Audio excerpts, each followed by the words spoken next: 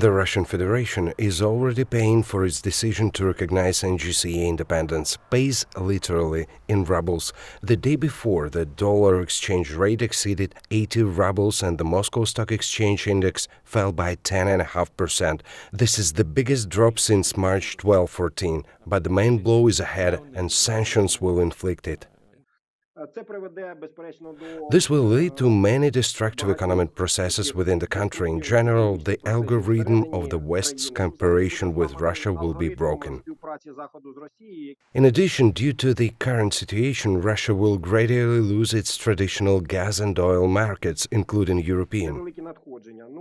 These are large revenues, and as a result, there will be destabilization plus inflation and social-political destabilization later in Russia.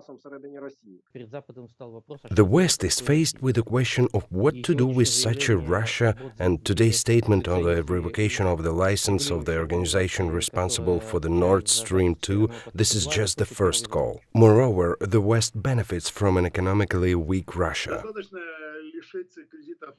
It's enough to deprive loans and credit lines for their banks, it's enough to ban access to financial products, and this will push Russia back to the level of the last century.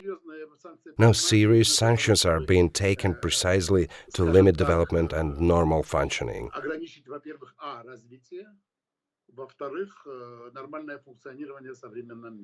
Britain was one of the first to impose sanctions on the weakest place, Russian banks and oligarchs close to Putin. The oligarchs have their own plans, their own resources, but a normal person who lives from salary to salary will live much worse.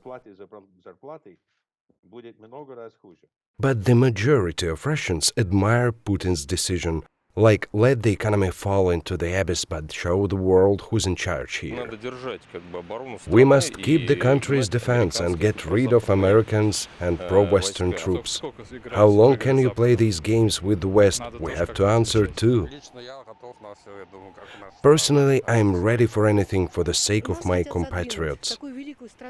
They want to push us such a great country, they're constantly trying to humiliate us, to push us somewhere. We must behave proudly. According to Forbes, only yesterday Russian oligarchs lost more than $8 billion.